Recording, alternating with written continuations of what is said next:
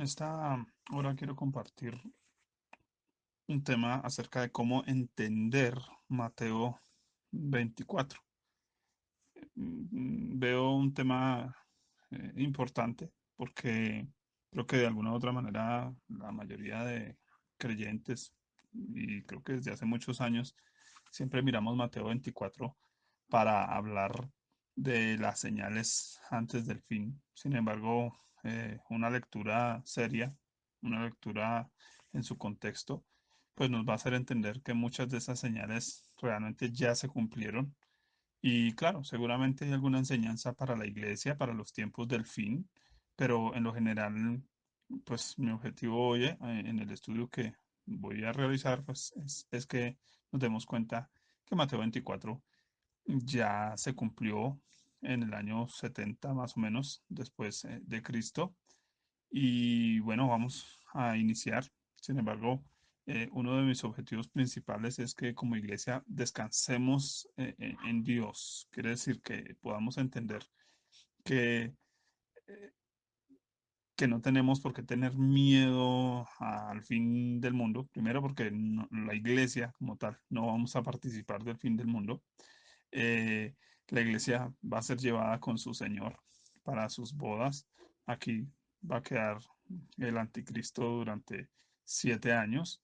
Bueno, quienes han estudiado un poco la escatología sabrán que como tal la iglesia no va a participar de este tipo de eventos y que por esa razón, pues como creyentes debemos tener esperanza en Dios y que lo que podemos ver en las escrituras respecto a Mateo 24 tiene un propósito totalmente diferente y era específicamente con el pueblo de Israel. Aunque hay lecciones para la iglesia, pues vamos a tratar de determinarlas mientras hacemos el estudio. Espero que usted pueda escuchar este mensaje completamente para que tenga pues una visión general porque pues a veces arrancamos a escuchar una predicación, un mensaje y si no nos gusta la introducción o si no estamos de acuerdo, pues simplemente cerramos el audio y ya.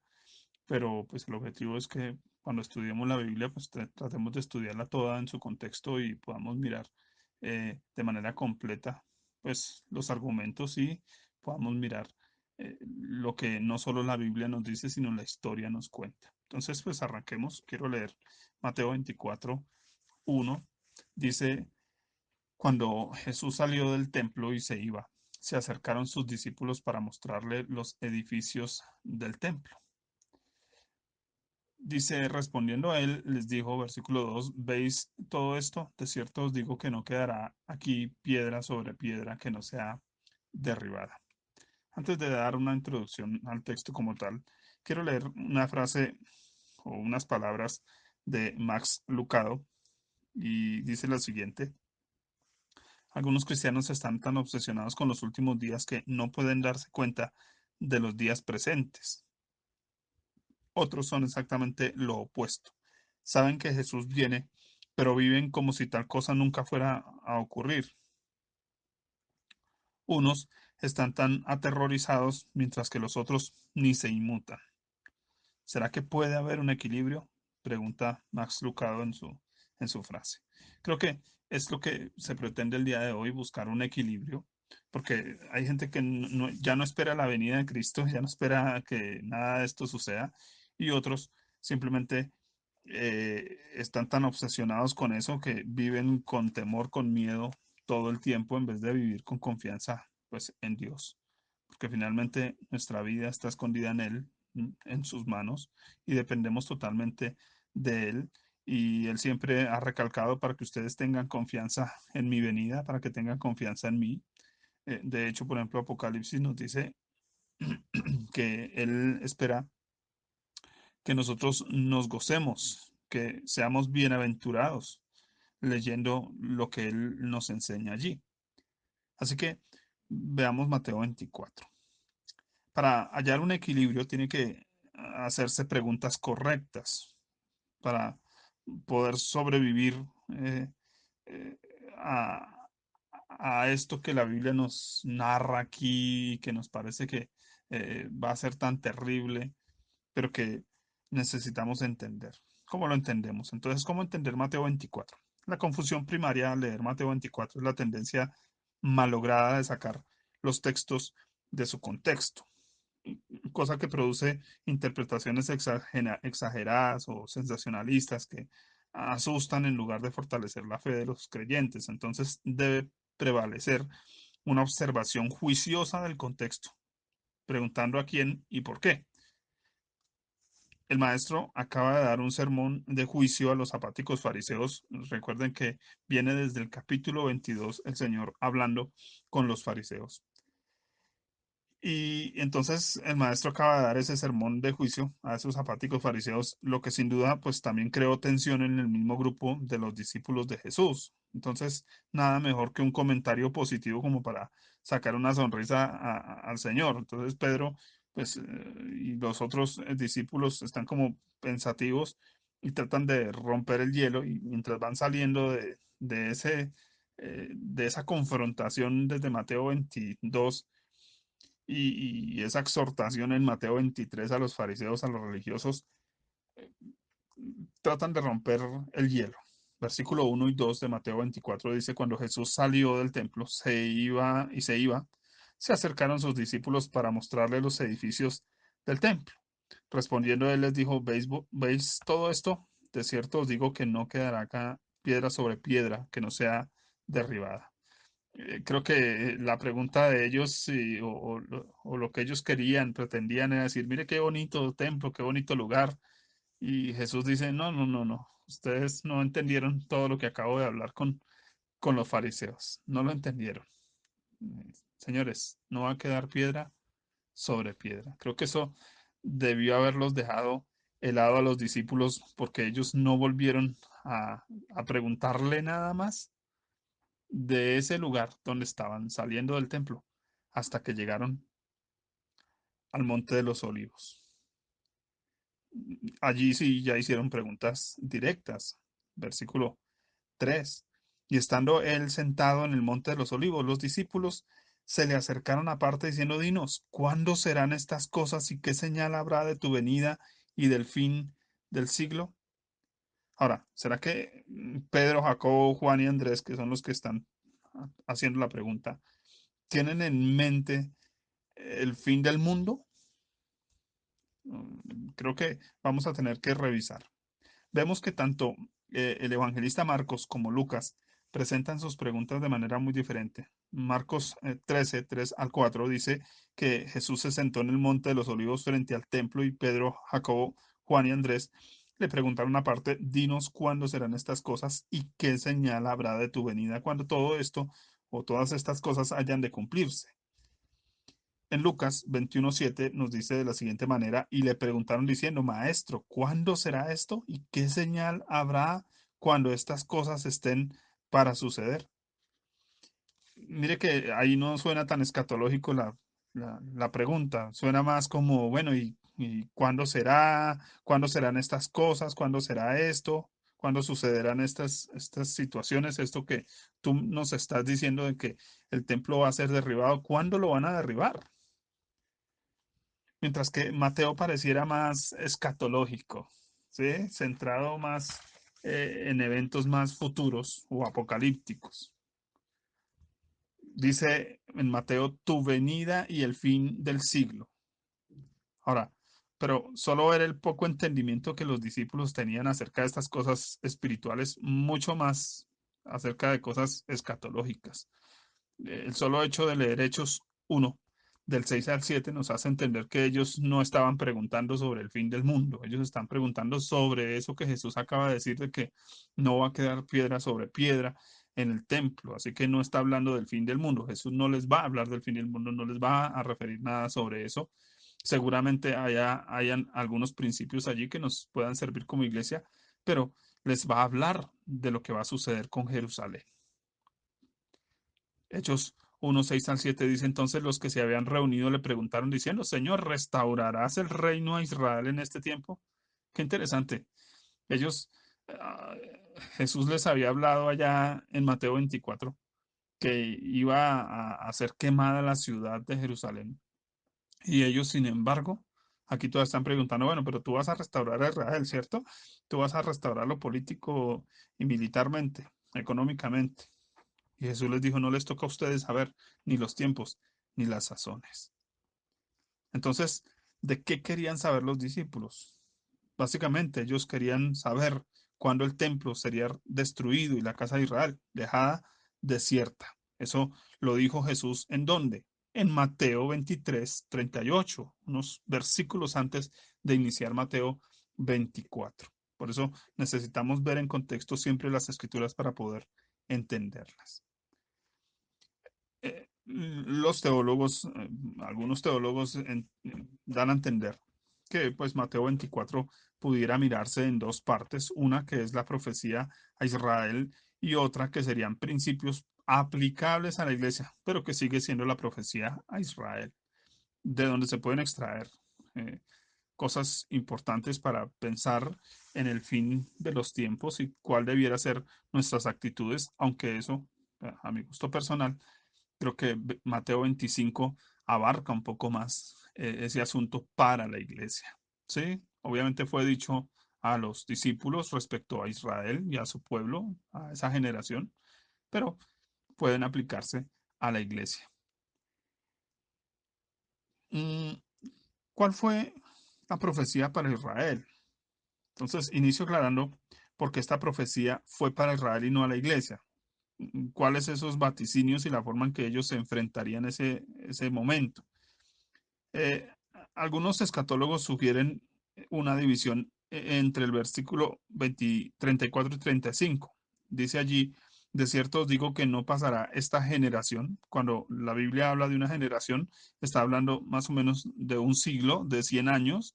Eh, Gente que vive 80, 90 años, siempre va a ser un aproximado.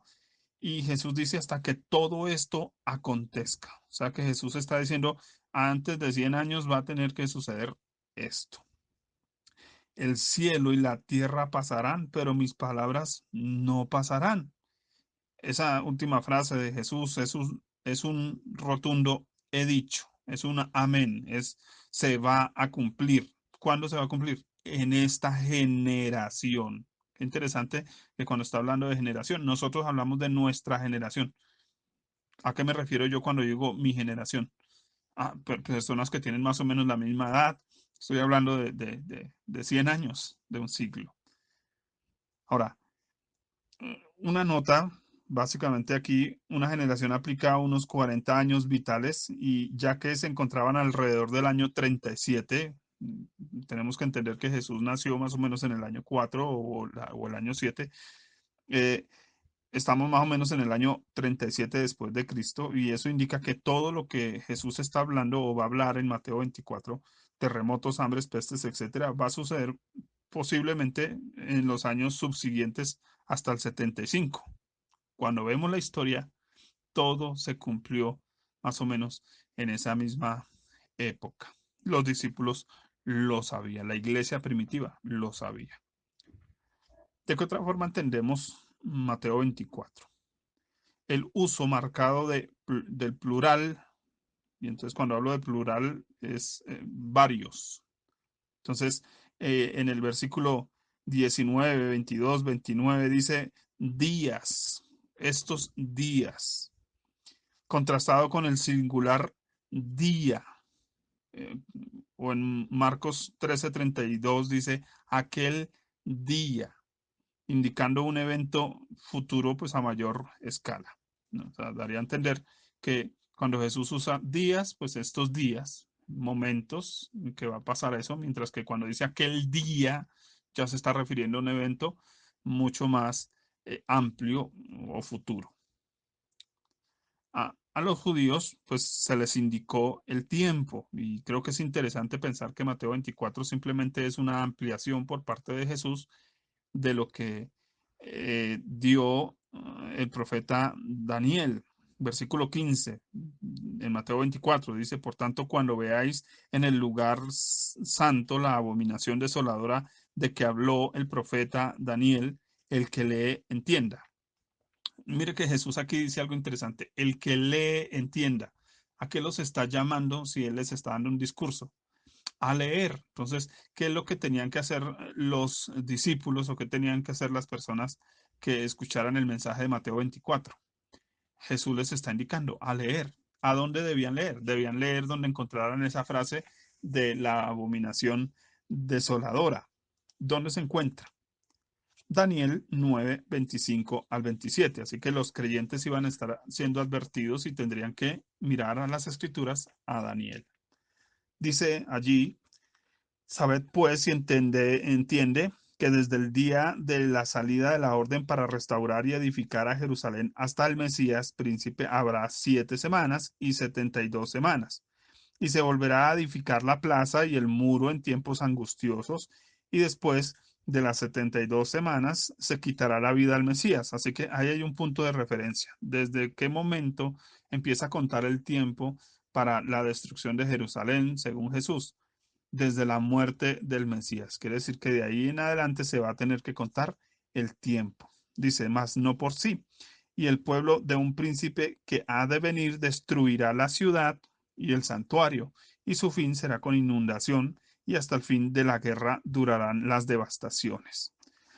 Y por otra semana confirmará el pacto con muchos, y a la mitad de la semana hará cesar el sacrificio y la ofrenda. Después, con la muchedumbre de las abominaciones, vendrá el desolador hasta que venga la consumación y lo que está determinado se derrame sobre el desolador. Entonces, Jesús simplemente está dando una indicación y es a partir de su muerte tienen que empezar a contar el tiempo que Daniel estima allí.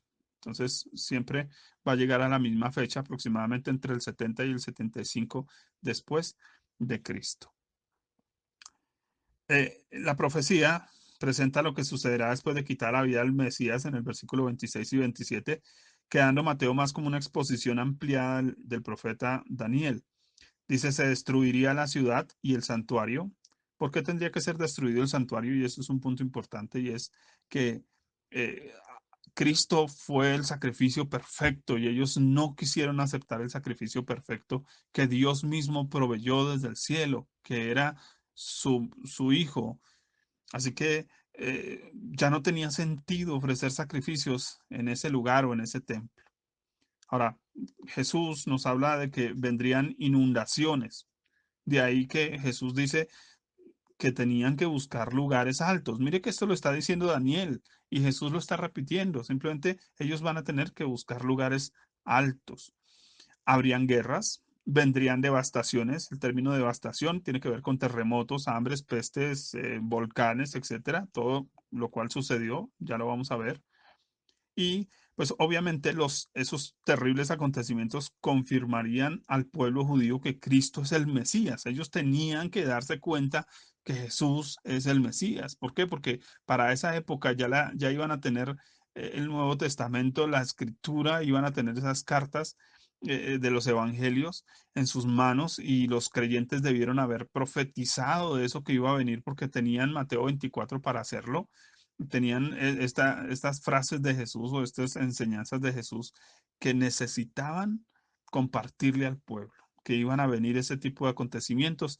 Y si Jesús los dijo, ellos tenían que entender que Jesús entonces fue el Mesías, el que vino y que de manera profética habló de eso que sucedería. Así que muchos se iban a convertir cuando vieran que este tipo de acontecimientos iban a acontecer en su época, en el año 70, 75 después de Cristo, y eso haría que muchos se volvieran al Señor. Entonces, por eso dice que confirmaría el pacto con muchos, quiere decir, muchos se convertirían al Señor, ¿sí?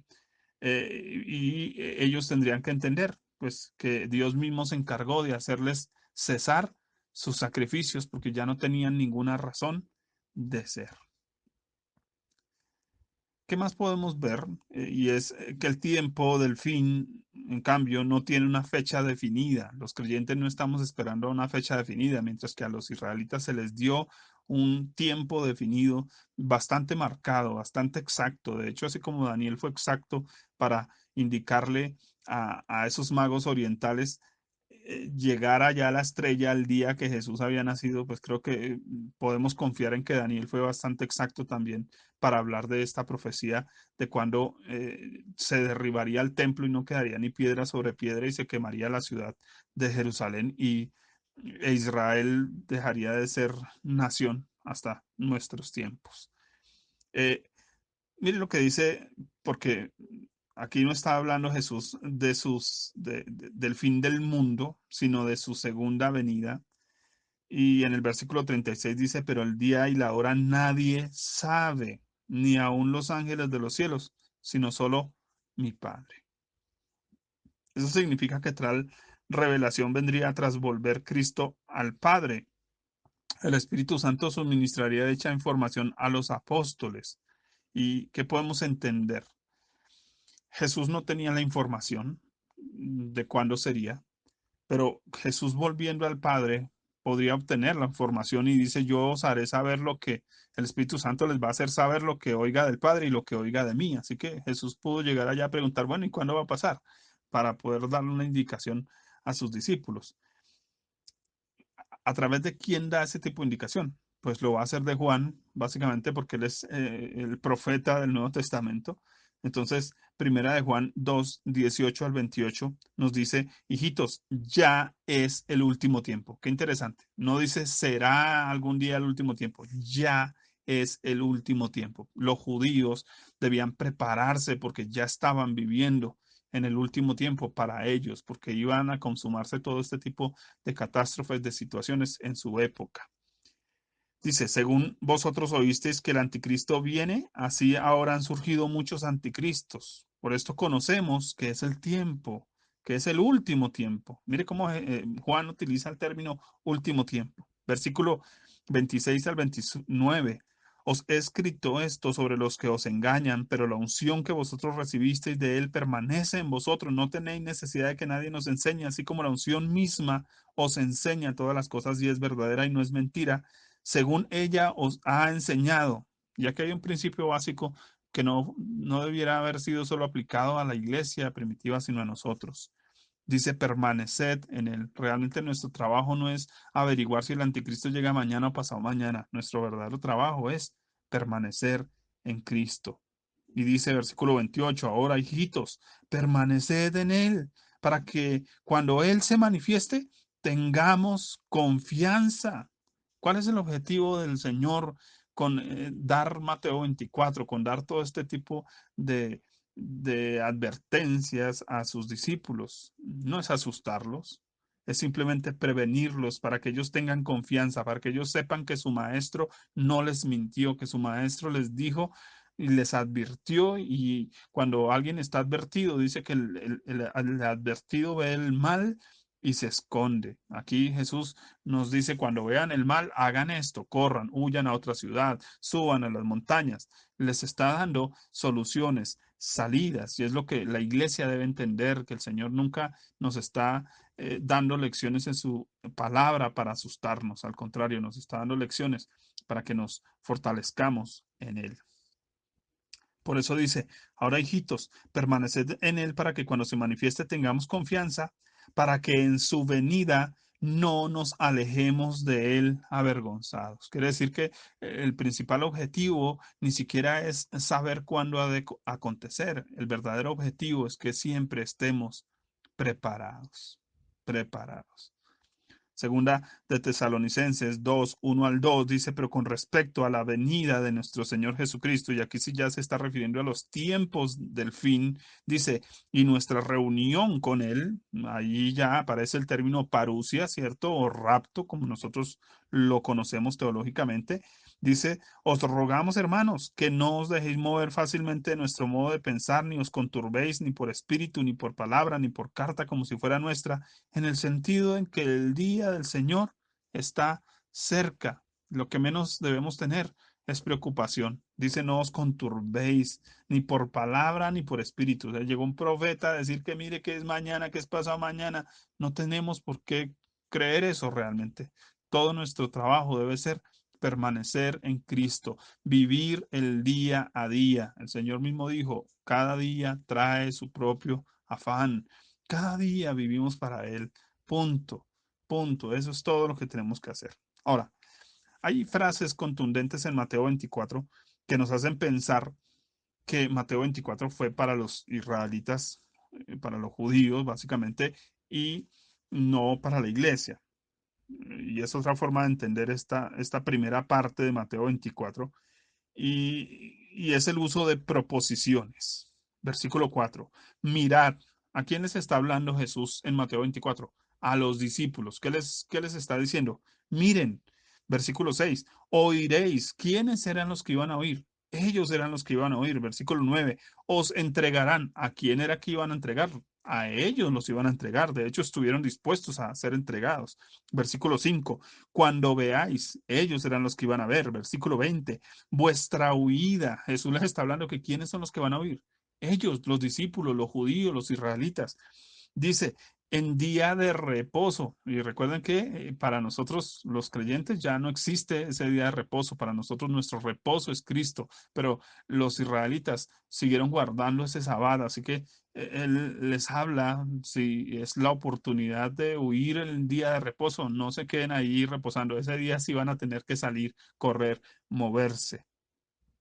Versículo 23, estoy leyendo Mateo 24, dice, os dijere, ahí van a venir a hablarles. Versículo 33, así también vosotros cuando veáis todas estas cosas, conoced. Interesante. Ellos eran los que iban a ver de primera mano, a oír de primera mano, a huir de primera mano en ese tiempo. Creo que es bastante claro. Ahora, ¿cuáles fueron los anuncios o advertencias para Israel? Versículos 4 y 5 nos dice la aparición de falsos mesías que procurarían engañar a los creyentes judíos. Esto sucedió. De hecho, las cartas de Juan principalmente fueron escritas para evitar que la iglesia fuera engañada por los gnósticos y allí era donde habían surgido tantos falsos cristos, ¿no? Versículo 6 de Mateo entonces dice que habrían guerras y rumores de guerras. Una observación de la Biblia comentada a Salamanca aporta, lo justifica de sobra la guerra de Roma contra Judea, comenzada por Vespasiano y terminada por Tito, con la destrucción de Jerusalén. Fue Israel que se levantó contra el poder de Roma. Desde el comienzo de la insurrección judía, todo eran levantamientos y aplastamientos sistemáticos. Quiere decir que ellos vivieron en esa época esas guerras y rumores de guerras, vivieron de muchos anticristos porque se levantaron muchos. Versículo 7.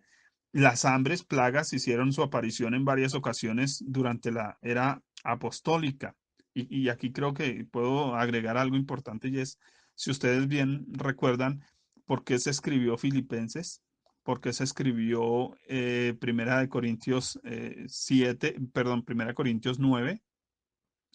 Ustedes van a darse cuenta que Pablo habla de que hubo hambrunas en Jerusalén y la iglesia recogía los recursos y Pablo enviaba mensajeros con esos recursos a llevar esos donativos a Jerusalén, porque ellos vivieron hambres. De eso nos está hablando aquí entonces Jesús, nos está enseñando que cómo el pueblo de Israel iba a pasar por esas hambrunas. De hecho, Gamaliel, el profeta de la iglesia en Hechos de los Apóstoles, también profetiza que va a venir ese tiempo de hambre y seguramente está profetizando en base a lo que ya el Señor viene hablando. Habla de plagas y de aparición de situaciones de enfermedad bastante graves. La misma Biblia, comentada a Salamanca, dice, hubo una gran hambre sobre toda la tierra bajo el imperio de Claudio entre el año 41 al 54 y el historiador Flavio Josefo justifica en parte esta gran hambre en Jerusalén a causa del asedio que acabó con la ciudad. Tácito, el otro historiador, que son muy reconocidos en nuestro ámbito cristiano y que son entendidos como personas que estuvieron y que vivieron y que nos cuentan de primera mano los acontecimientos, habla de que hubo una peste que arrebató en Roma en pocos meses a unas 30.000 personas. Esto pues acrecentado por los diversos terremotos, inundaciones que surgieron en el imperio. Usted sabe que cuando hay demasiadas muertes y no se recogen esos cadáveres, etcétera, se empiezan a levantar virus, bacterias, situaciones, y eso mató demasiada gente en esa época. Así que vemos un cumplimiento histórico. Versículo 9 dice, la persecución a los creyentes judíos convertidos pues nunca cesó. Eh, el Diccionario Internacional Bíblico comenta acerca de la persecución por parte de Nerón.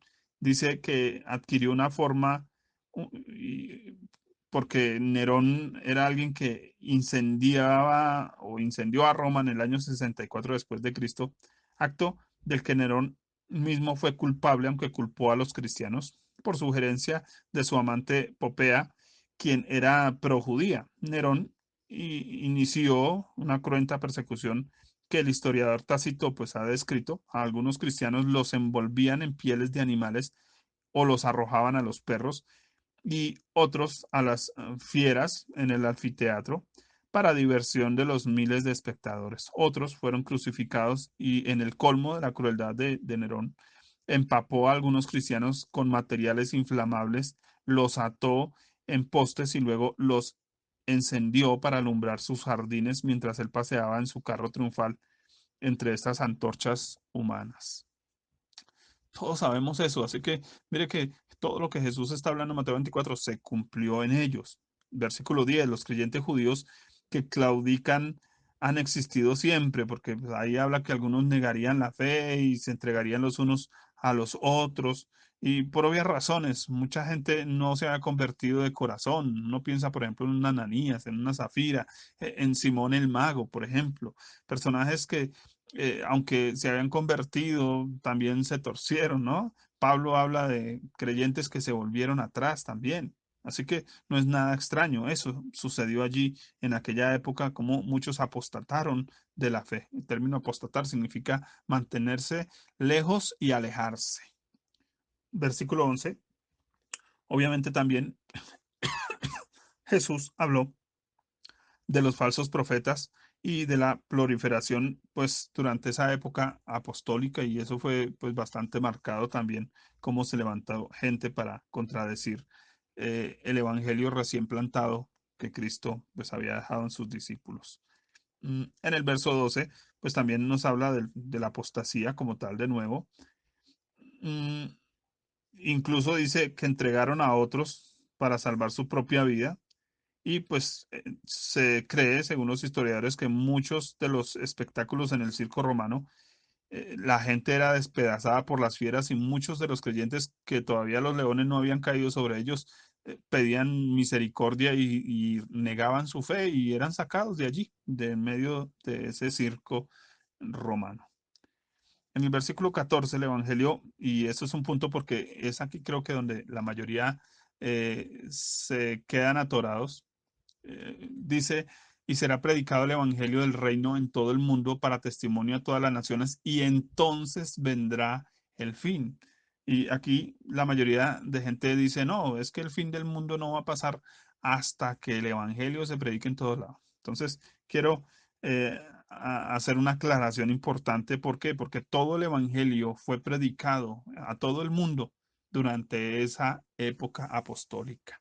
Quiero leerle ¿por qué? Porque el Evangelio tuvo mayor impacto en sus inicios que lo ha tenido hoy, hoy con toda nuestra tecnología. Romanos 15:19, Pablo dice, todo lo he llenado. Qué interesante. En el Pentecostés se produjo ese verdadero avivamiento mundial. Mire lo que dice Hechos 2:5. Moraban entonces en Jerusalén judíos, varones piadosos de todas las naciones bajo el cielo. Entonces Cristo mismo se encargó de que todo el evangelio fuera predicado en el inicio de la iglesia apostólica.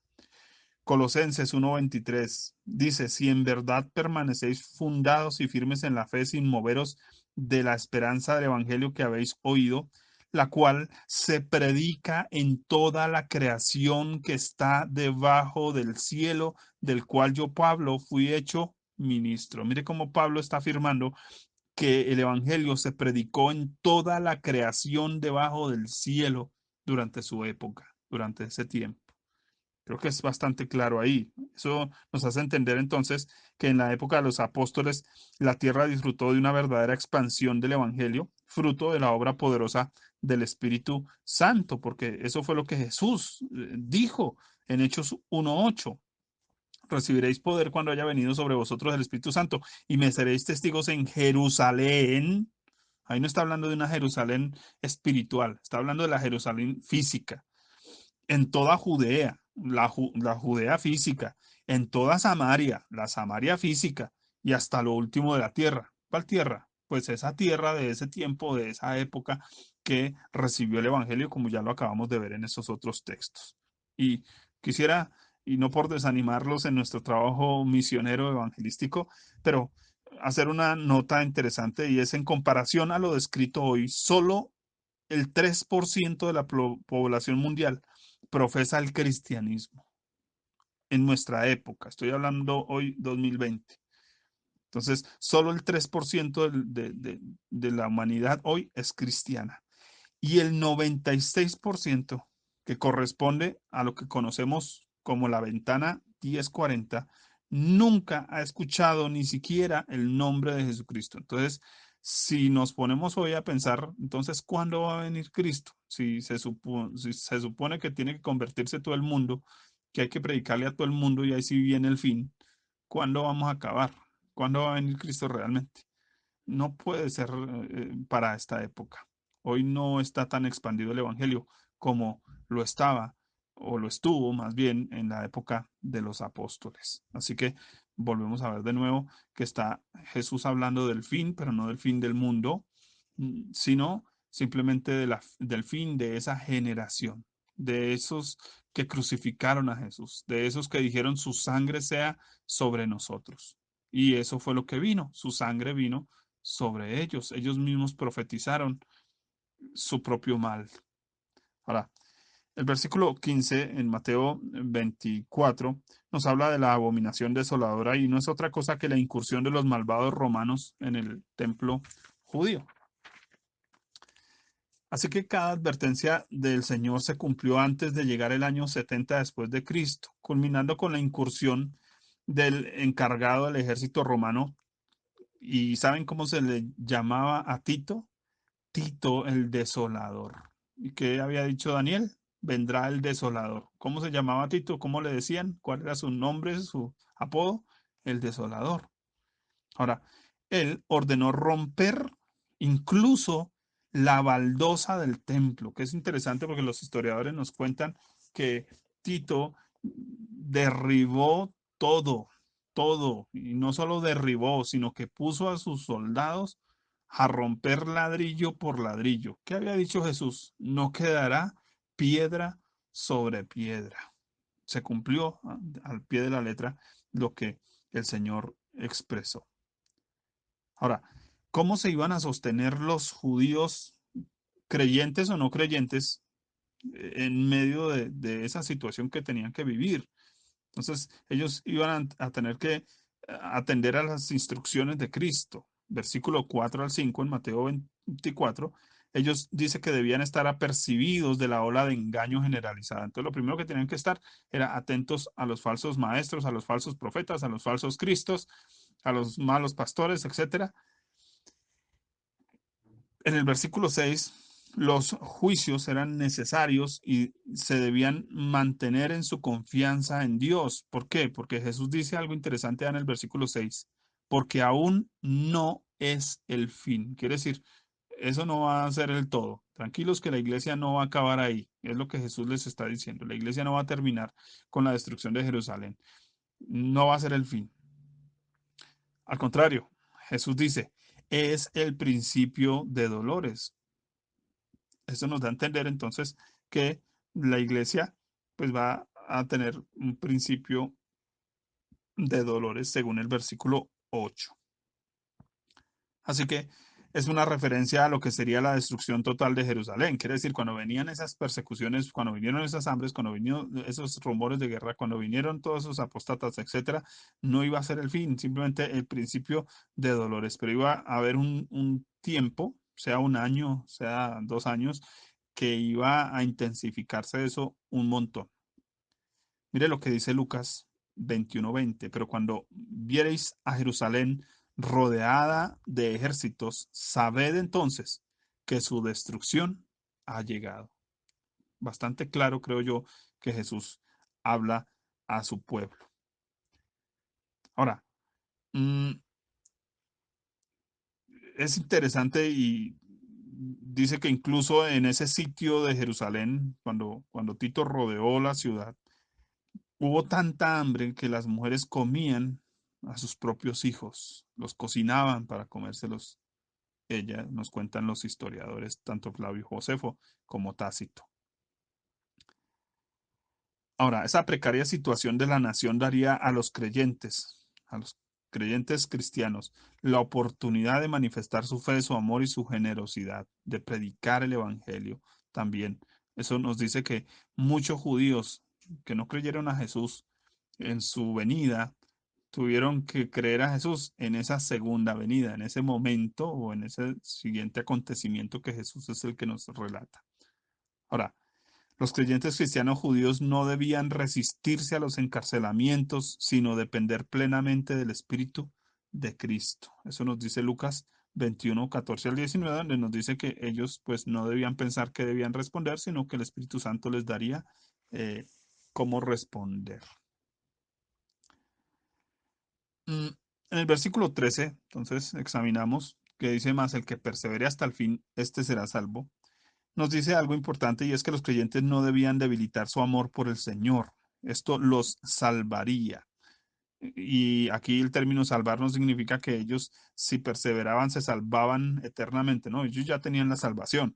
Ese salvaría es que el que persevere va a salir con vida de esa situación, a pesar de las hambres, de las persecuciones, a pesar de el asedio, etcétera, ellos iban a salir vivos en ese punto. Eso implica que el Señor les daría fortaleza. De hecho, eh, el Señor, pues para animarlos a través de Juan, les habla del mismo punto en Apocalipsis 2, 8 al 11, y escribe al ángel de la iglesia en Esmirna, el primero y el postrero, el que estuvo muerto y vivió, dice esto: yo conozco tus obras y tu tribulación y tu pobreza y la blasfemia de los que se dicen ser judíos y no lo son, sino sinagoga de Satanás. No temas en nada a lo que vas a padecer. He aquí el diablo echará a algunos de vosotros en la cárcel para que seáis probados y tendréis tribulación por 10 días. Sé fiel hasta la muerte y yo te daré la corona de vida. El que tiene oído, oiga lo que el Espíritu dice a las iglesias. El que venciere no sufrirá daño de la muerte segunda. Qué interesante, porque podemos pensar entonces que en este contexto, cuando ya la ciudad de Jerusalén queda rodeada, es donde en el versículo 22 se nos dice lo siguiente: y si aquellos días no fueran acortados, nadie sería salvo, mas por causa de los escogidos, aquellos días serán acortados. El Señor iba a dejar mucho de su iglesia, de su pueblo, vivo para que continuaran con el legado de la iglesia, con el legado del Evangelio. Así que el Señor ayudaría a muchos para que no claudicaran y lo haría acortando los días, dándoles una percepción de tiempo más corto, o sea que la situación, el Señor interrumpió eso que estaba haciendo Tito, que quería desolar a Jerusalén.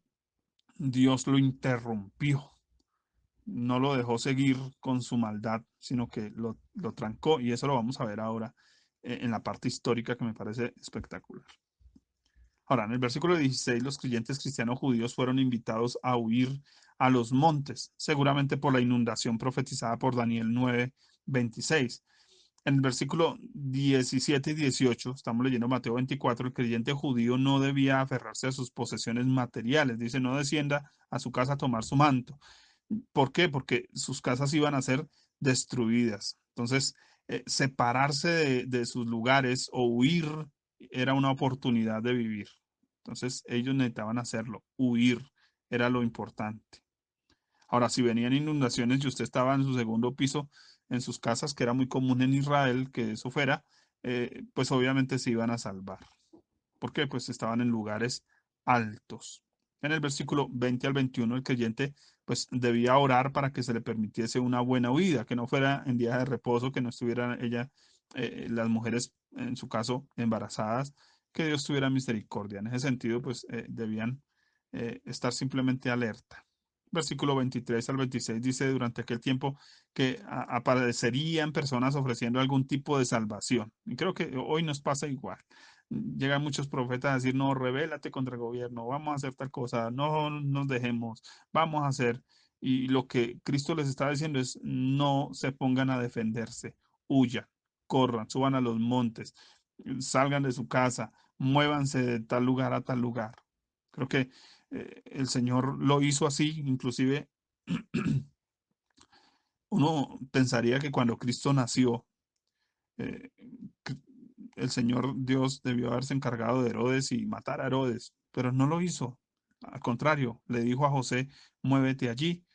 Después apareció y le dijo, muévete allí y muévete allí. Entonces, es la forma de actuar de Dios siempre, es movernos a un lugar nuevo, a un lugar diferente. Así que debemos ser sensibles en ese sentido, en sabernos mover bajo la dirección de Dios. Dios siempre, de hecho, desde la antigüedad lo hizo a través de la columna de nube, mover al pueblo para evitar que entraran en la guerra, mover al pueblo para evitar que fueran asediados. Así que los creyentes debieran quedarse quieticos ante aquellos que venían a rebelarse. ¿Por qué? Porque si se rebelaban, pues se armaban revueltas y si se armaban revueltas, les iba a ir peor. Entonces, así como decía la mamá, si usted se mueve, le doy más duro. Creo que ellos tenían que quedarse quietos. Eso es lo que Dios recalca muchas veces. Estad quietos y conoced que yo soy Dios. ¿Sí? Entonces dice, en quietud seréis y en reposo seréis salvados, seréis rescatados. En el versículo 27 dice, porque como el relámpago que sale del oriente y se muestra hasta el occidente, así también será la venida del Hijo del Hombre. Quiere decir que Jesús iba a venir, no es su segunda venida, simplemente está tratando con Israel, recuérdelo, no se le olvide eso, su segunda venida será su segunda venida. Él ya va a venir, pero primero va a rescatar su iglesia, se va a encontrar con ella en las nubes y finalmente cuando Él venga y ponga los pies sobre la tierra, será otro asunto, porque ya no viene como cordero, viene como león, según sea revelado en Apocalipsis.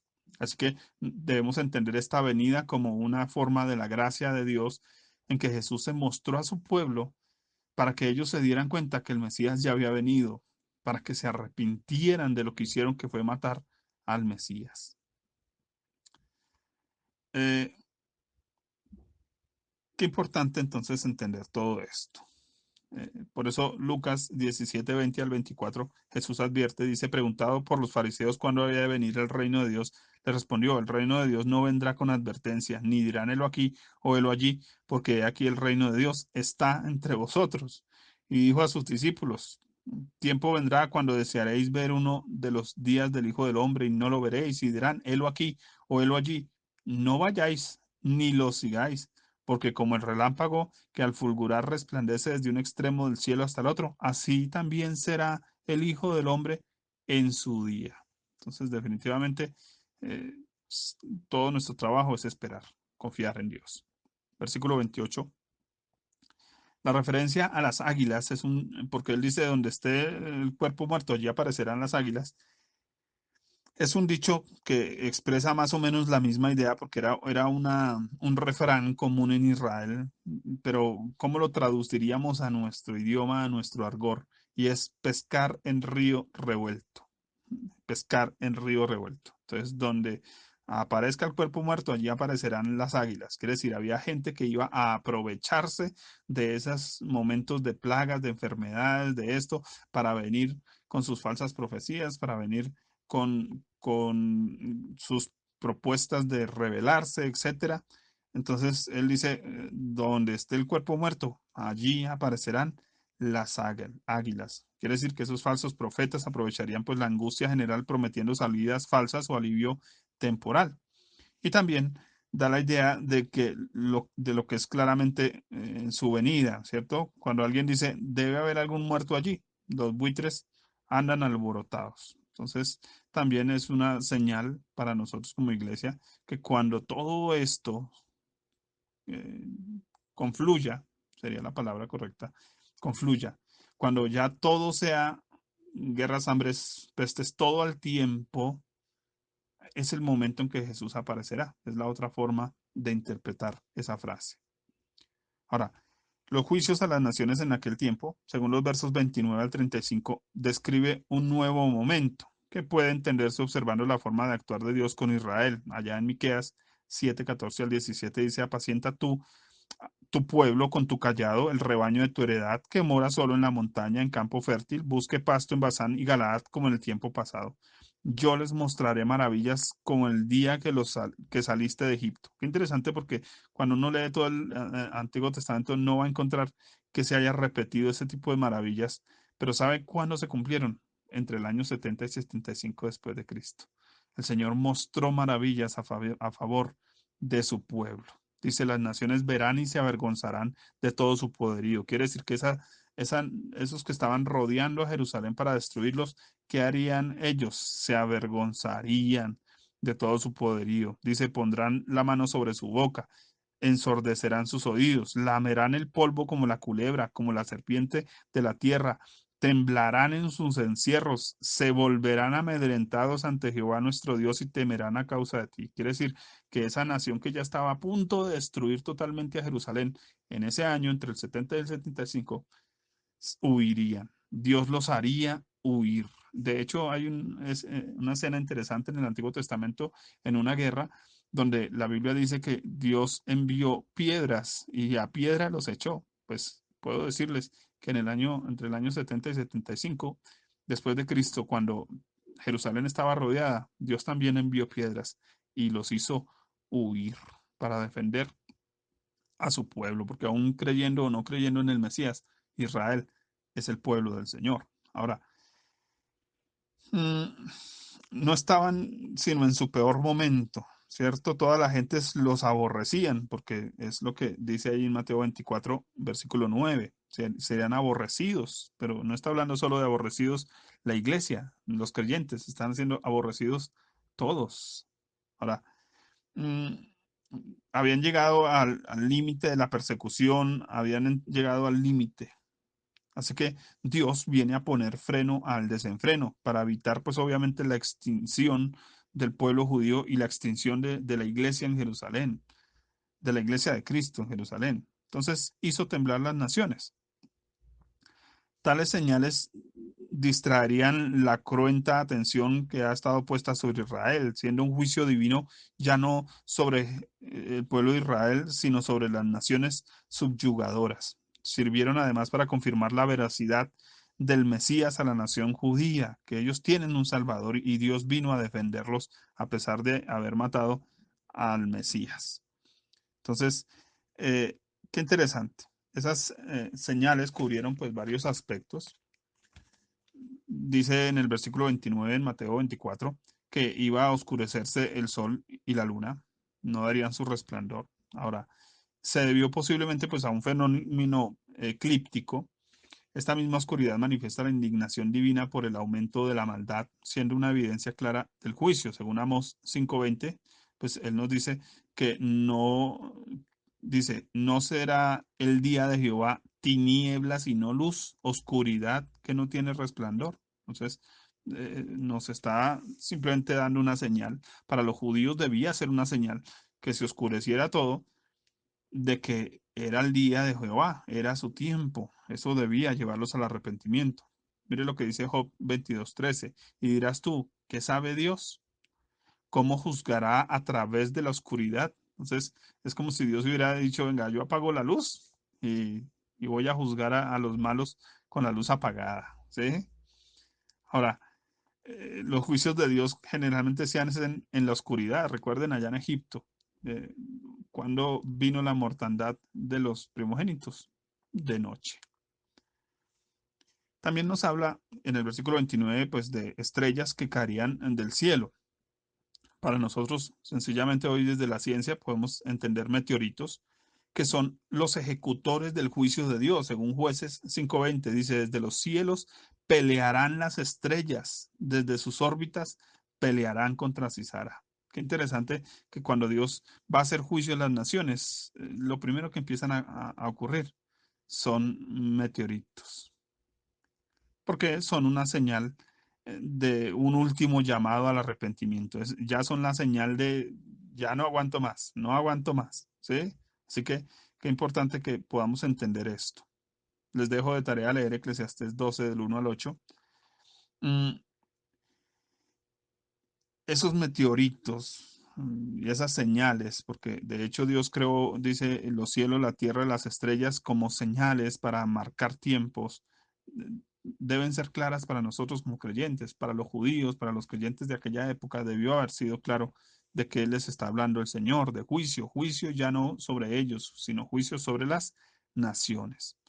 Además que son una forma de probar también a los creyentes para que su fe se afiance, se fortalezca y los que no son de la fe se alejen, porque no tienen confianza en el Señor.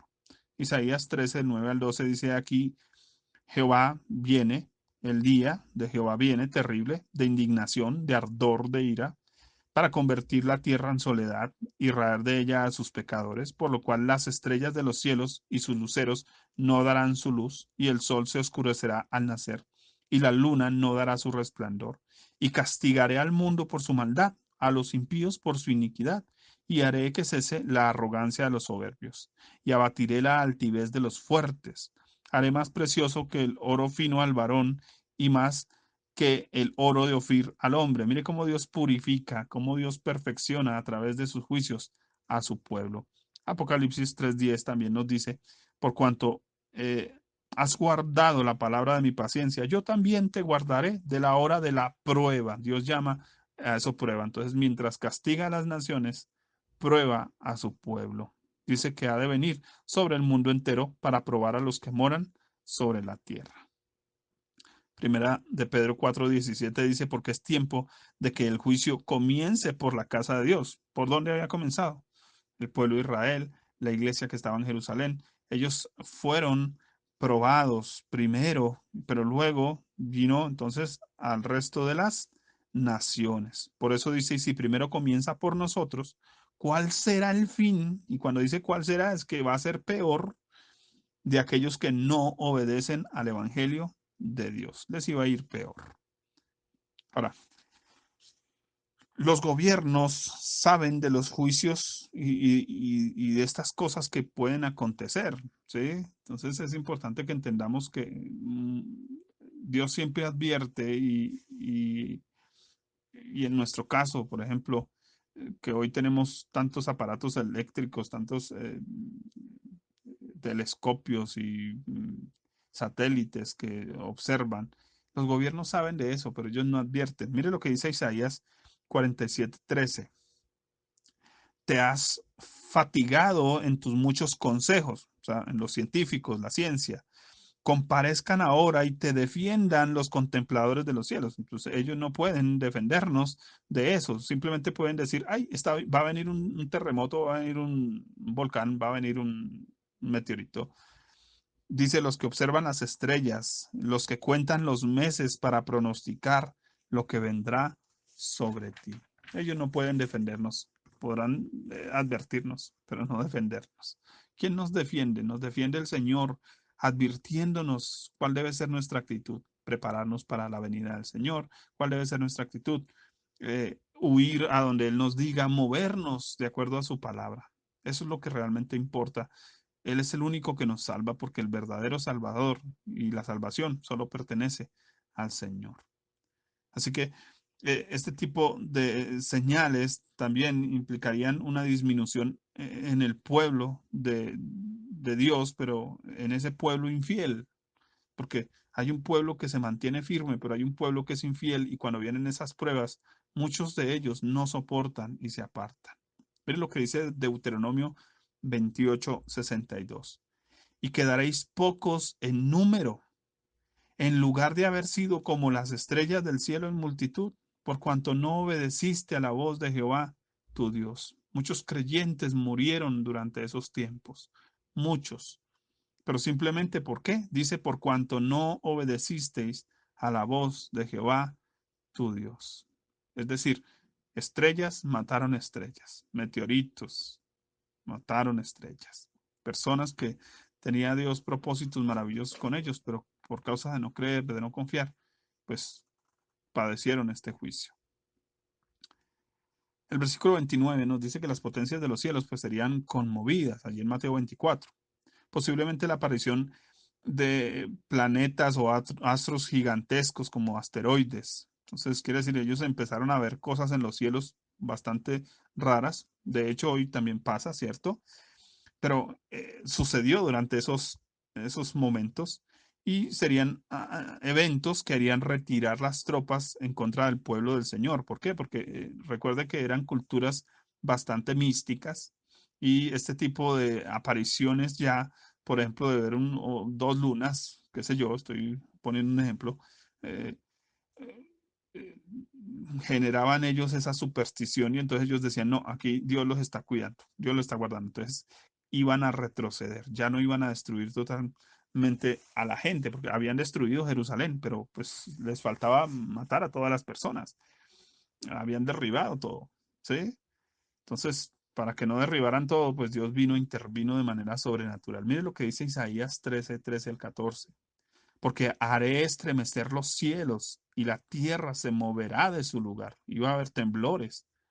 En la indignación de Jehová de los ejércitos, en el día del ardor de su ira, y como gacela perseguida, y como oveja sin pastor, cada cual mirará hacia su pueblo, y cada uno huirá a su tierra. Tremendo. Cómo Dios, pues a través de esos terremotos, de esas cosas, hizo retroceder esos ejércitos que venían ya no solo a destruir la ciudad, sino a matar a cada persona que estuviera dentro de la ciudad. Cómo Dios guardó, pues de alguna manera también a su pueblo, a pesar de ser infiel, a pesar de haber profetizado ellos mismos diciendo su sangre, hablando del Mesías, sea sobre nosotros. La Biblia dice que Dios no tendrá por inocente al culpable. Ellos habían matado al Mesías y ellos mismos habían dicho su sangre sea sobre nosotros. Y entonces tendrían que padecer ese juicio, ¿sí? A pesar de que el Evangelio se predicó, muchos igual lo rechazaron. Ahora, hay un punto aquí en el versículo 30. Dice, entonces aparecerá la señal del Hijo del Hombre. Aquí no está diciendo que va a aparecer el Hijo del Hombre, porque Él va a venir pues, por su iglesia, se va a mostrar seguramente un momento mientras la iglesia sube, pero cuando Jesús aparezca no va a venir solo a mostrar una señal. Él va a venir a poner sus pies sobre la tierra y después de que Él ponga sus pies sobre la tierra, pues ya estamos hablando de eventos finales. Solo tendrían una señal, quiere decir que Dios les iba a mostrar algo de Él para que ellos se arrepintieran. Entonces, así como cuando el arco iris aparece, para nosotros es claro que Dios no va a destruir la tierra con, con lluvias y nubes, ¿no? Entonces, mire lo que dice Apocalipsis 4:3. Y el aspecto del que estaba sentado era semejante a piedra de jaspe y de cornalina, y había alrededor del trono un arco iris. Nos habla del arco iris como una señal. Entonces, Dios habla de una señal de esperanza. Deuteronomio 33:26. Dice, no hay como el Dios de Jesurum, quien cabalga sobre los cielos para tu ayuda. Entonces, cuando ellos veían la señal del Hijo del Hombre en los cielos, ¿qué iban a entender? Que el Señor venía a ayudarlos. Así que el pueblo de Israel entendía esas señales, tenía que entenderlas. Entonces, debía haber esa señal. También nos habla de un lamento mundial, versículo 30, y entonces lamentarán todas las tribus de la tierra y verán al Hijo del Hombre viniendo sobre las nubes del cielo. De nuevo esa señal, con poder y gran gloria. Entonces se vería algún tipo de imagen que ellos debían entender y además, pues obviamente debían entender que esa catástrofe, eso que estaba sucediendo, pues era su ayuda para que no los destruyeran completamente. Qué interesante porque eso haría que muchos entendieran la misericordia de Dios. Isaías 45, 22 al 23. Dice, mirad a mí y sed salvos todos los términos de la tierra, porque yo soy Dios y no hay más. Por mí mismo hice juramento, de mi boca salió palabra de justicia, no será revocada, que a mí se doblará toda rodilla y jurará toda lengua. El pueblo debía eh, postrarse ante Dios y reconocer que Él es su Salvador. Y nos dice en el versículo 31, porque es otra de las grandes confusiones cuando se lee Mateo 24, dice, y enviará a sus ángeles con gran voz de trompeta y juntarán a sus escogidos de los cuatro vientos desde un extremo del cielo hasta el otro. Aquí no está hablando de la parusia, que es la venida de Cristo, donde los cuerpos van a ser transformados en el aire, que es lo que Pablo nos habla en Tesalonicenses, sino que nos está hablando de juntarán, y el término ángel que aparece aquí se traduce como mensajero. Entonces quiere decir, muchos creyentes en medio de esa persecución, en medio de esas catástrofes, que iban a hacer? Traer a muchos y juntarlos al Evangelio, juntarlos a Cristo, juntarlos a Él. Miren lo que dice Isaías 45, 20. Reunidos y venid, juntaos todos los sobrevivientes de entre las naciones. Claro, había muerto mucha gente y Israel iba a tener que reconstruirse de nuevo, de alguna manera. Ahora, el Salmo 110 dice, Jehová dijo a mi Señor, siéntate a mi diestra. Y creo que esta es una profecía que tiene que ver con el cumplimiento de Mateo 24 entre los años 70 y 75. Jehová dijo a mi Señor, siéntate a mi diestra, hasta que ponga a tus enemigos por estrado de tus pies. Jehová enviará desde Sión la vara de tu poder, domina en medio de tus enemigos. Tu pueblo se te ofrecerá voluntariamente en el día de tu poder, en la hermosura de la santidad. Desde el seno de la aurora tienes tú el rocío de tu juventud, juró Jehová, y no se arrepentirá. Tú eres sacerdote para siempre según el orden de Melquisedec. El Señor está a tu diestra, quebrantará a los reyes en el día de su ira, juzgará entre las naciones, las llenará de cadáveres, quebrantará las cabezas de muchas tierras, del arroyo beberá en el camino, por lo cual levantará la cabeza. El salmista lo había dicho y creo que corrobora Mateo 24 de manera exacta también. Y eso haría que los judíos entonces testificaran del Mesías Salvador. Mire lo que dice Daniel 12, 1 al 3. En aquel tiempo se levantará Miguel, el gran príncipe que está de parte de los hijos de tu pueblo, y será tiempo de angustia, cual nunca fue desde que hubo hasta entonces, desde que hubo gente hasta entonces, pero en aquel tiempo será libertado tu pueblo, todos los que se hallen escritos en el libro, y muchos de los que duermen en el polvo, que están abatidos, ¿cierto? Está hablando de la gente tirada en las calles, lamentándose, llorando, ¿cierto? De la tierra serán despertados, uno para vida eterna, otros para vergüenza y confusión perpetua. Los entendidos resplandecerán como el resplandor del firmamento y los que enseñan la justicia a la multitud como las estrellas a perpetua eternidad. Qué importante entonces. En esos versos 32 al 34, entonces Jesús aclara con una parábola el mismo punto del que estamos hablando. El verano anuncia un tiempo de cosecha, de recolección, de reunión. Quiere decir, muchos se iban a convertir, de nuevo lo digo, que esos frutos habían sido madurados durante la primavera, durante ese tiempo de aflicción. Así que también el Señor recogió a muchos de sus hijos a través de la muerte, muchos pues simplemente ya fueron al cielo. El Señor no los dejó padeciendo más. El verso 35, el cielo y la tierra pasarán, pero mis palabras no pasarán, concuerda con lo que dice Isaías 55:5 al 11, que apoya la tesis de que aquel tiempo sería un tiempo de gran cosecha espiritual causada por la palabra de Dios. Dice aquí, llamarás a gente que no conociste y gente que no te conocieron, correrán a ti por causa de Jehová tu Dios y del Santo Israel que te ha honrado.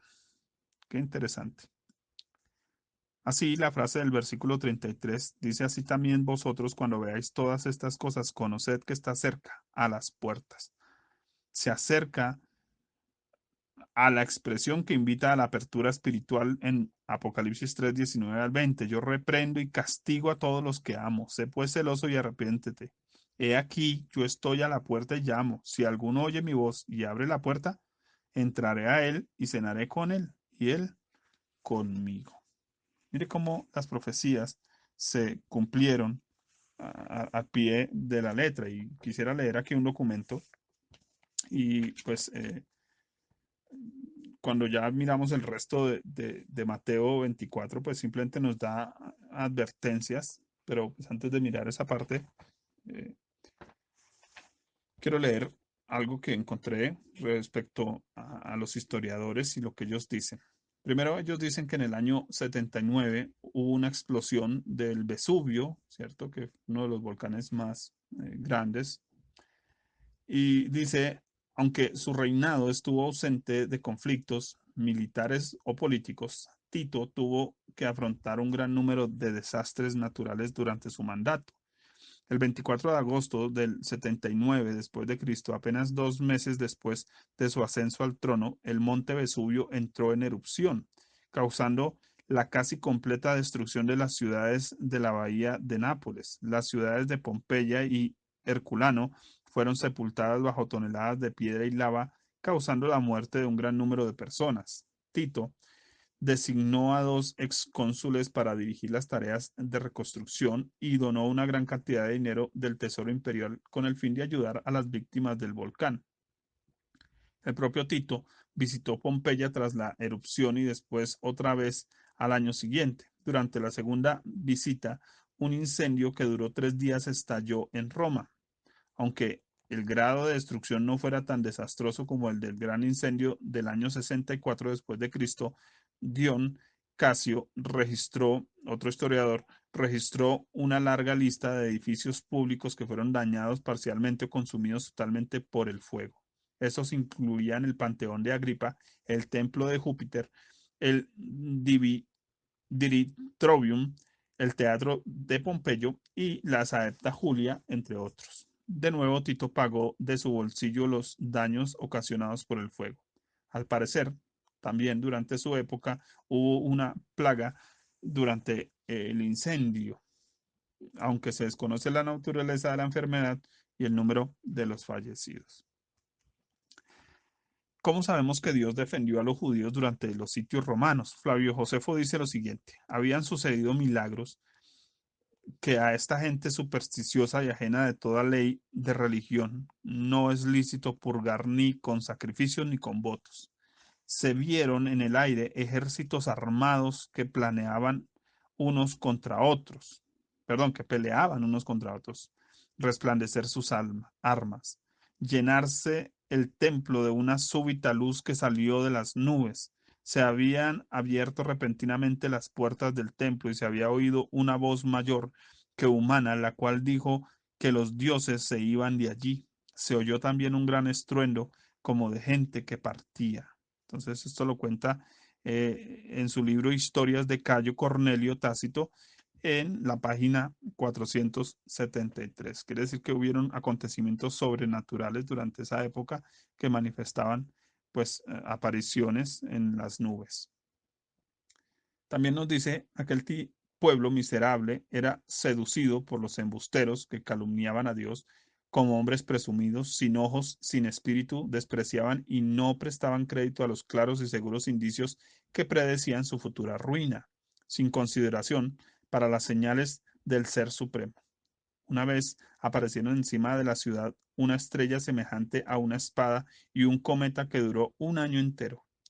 Con anterioridad a la rebelión judía y antes de los tumultos que precedieron la guerra, el pueblo llegó en grandes contingentes a celebrar la fiesta del pan sin levadura.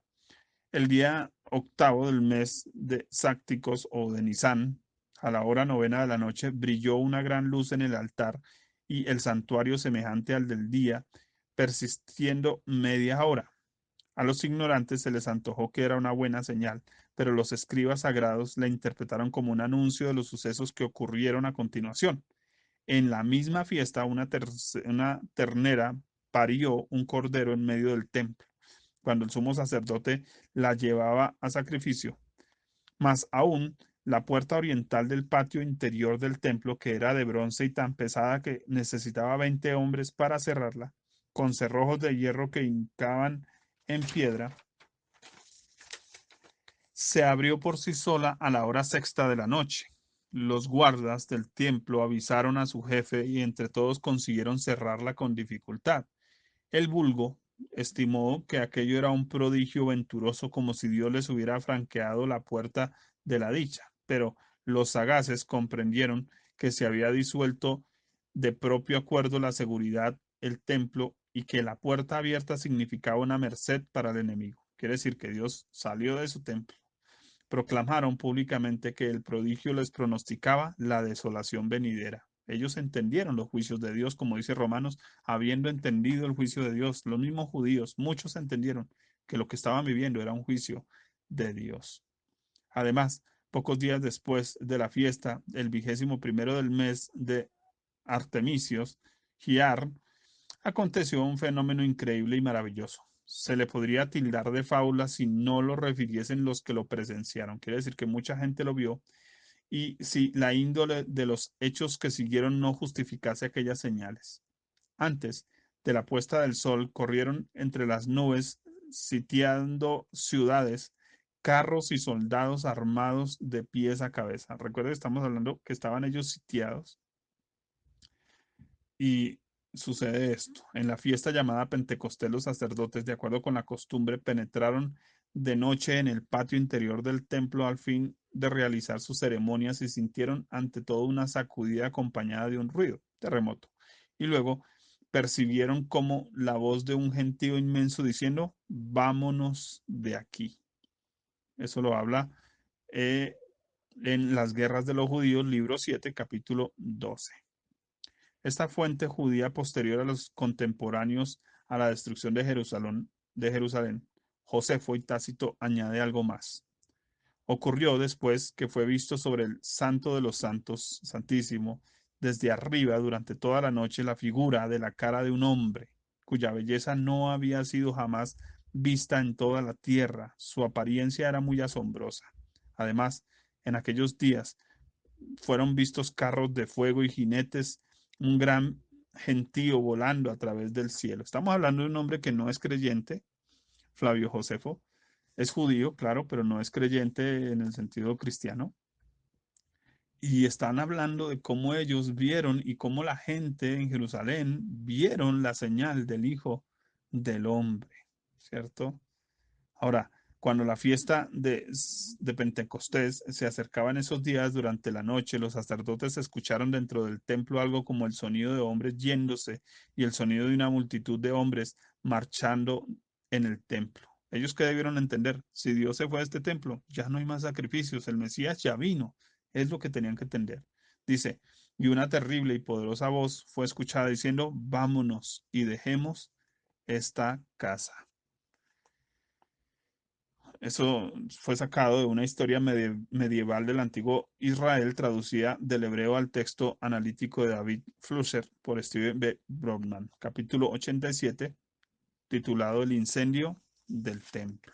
Entonces, mire cómo Dios advirtió y cómo Jesús en el Mateo 24 le habló a su pueblo de lo que habría de acontecer y cómo todo eso se cumplió en esa época. Así que, pues creo que nosotros debemos tener en cuenta en este punto, eh, porque pues el resto de Mateo 24, pues obviamente continúa dándole señales a ellos, pero dentro de esas señales sí pareciera que ya el Señor también nos está dando advertencias que pueden ser útiles para nosotros hoy en día. Así que eso ya le queda a cada uno de nuestros escuchas eh, revisar, porque simplemente ya nos va a hablar de cómo debemos prepararnos, de cómo fueron esos tiempos y cómo serán nuestros tiempos. Dice que será como en tiempos de Noé, ahí en el versículo 37,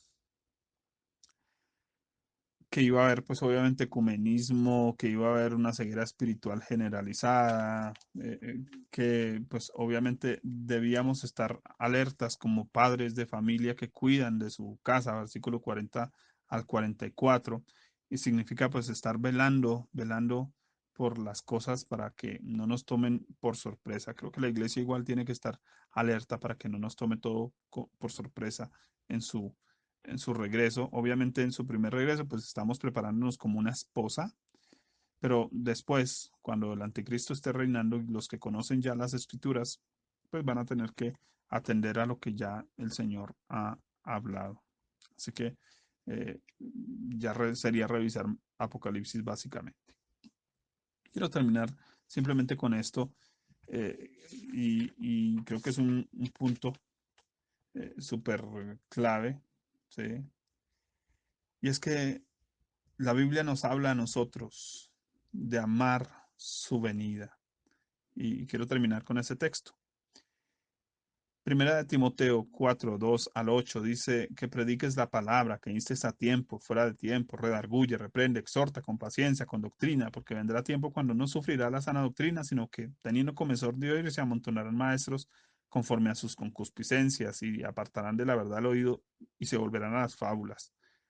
Pero tú, sé sobrio en todo, soporta las aflicciones, haz las obras, la obra de evangelista, cumple tu ministerio, porque yo ya estoy para ser sacrificado y el tiempo de mi partida está cercano. He peleado la buena batalla, he acabado la carrera, he guardado la fe. Por lo demás, me está guardada la corona de justicia, la cual me dará el Señor juez justo en aquel día, y no solo a mí, sino también a todos los que aman su venida. Yo creo que esa es la verdadera actitud del creyente. La verdadera actitud del creyente no es tener miedo de su venida. La verdadera actitud del creyente es amar su venida. Y creo que es lo que Dios nos está llamando.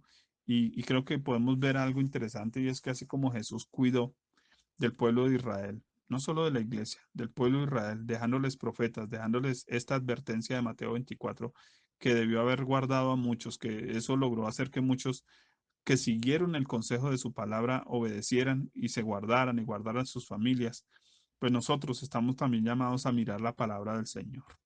Se van a levantar muchos falsos profetas, muchos falsos maestros, mucha gente diciendo muchas cosas, pero como lo leímos al principio, no nos dejemos conturbar por palabra o por profecía, ni aun si viene un ángel, ¿cierto?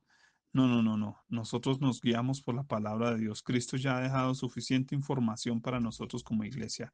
Sí debemos entender, en este caso, que Mateo 24, pues fue dicho a los judíos, se cumplió en ellos, como lo hemos podido comprobar, lo hemos podido ver a la luz de las escrituras y que lo vemos a la luz de la historia también, de los historiadores, historiadores que son reconocidos, que son aceptados y aprobados, que sus palabras, lo que ellos compartieron, son cosas verídicas que tienen sustento histórico y pues para nosotros debe ser clave eso.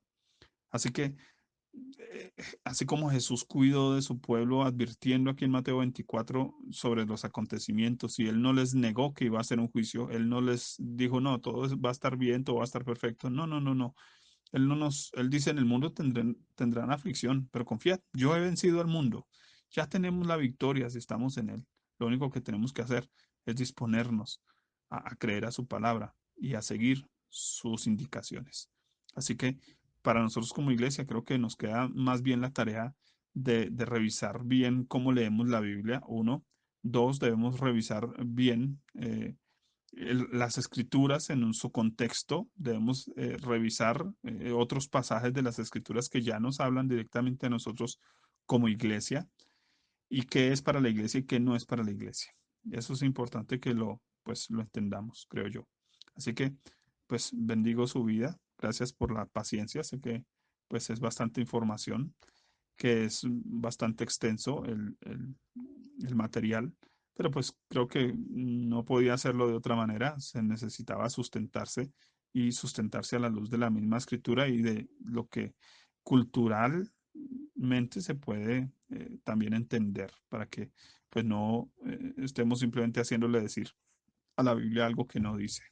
Qué interesante que la mayoría, y es interesante verlo, que uno coloca en internet Mateo 24 y todo el mundo las señales antes del fin, pero la mayoría comienzan leyendo desde el versículo 4. Nadie lee el versículo 1 al 3 y el versículo 1 al 3 nos habla de qué está hablando Jesús, a quién le está hablando, por qué les está hablando, de qué les está advirtiendo. Los discípulos hicieron una pregunta y Jesús les contestó la pregunta. Jesús no se puso a hablarles de escatología, porque ellos a duras penas entendían que eran salvos todavía, a duras penas entendían que Jesús era el Salvador todavía. Así que pues Jesús simplemente les está advirtiendo de lo que va a suceder durante su generación. Para nuestros casos, y creo yo que es importante que no estemos desprevenidos, precisamente por estar esperando que se cumplan todas esas señales. Estamos desprevenidos de lo que sí es correcto para nosotros y es permanecer en Cristo. El día y la hora nadie lo sabe. Nadie puede venir a decir el 2020, el 2021, el 2022. No, no, no, no, no. Nosotros simplemente estamos cada día preparándonos para Él. Cada día, como aquella profetisa anciana dice que cada día estaba en el templo sirviendo a Dios con oraciones y ayunos. Creo que ese es nuestro verdadero trabajo, estar esperando al Señor cada día con oración y ayuno, buscando al Señor. Así que le dejo eso como reflexión. Dios le bendiga y muchas gracias.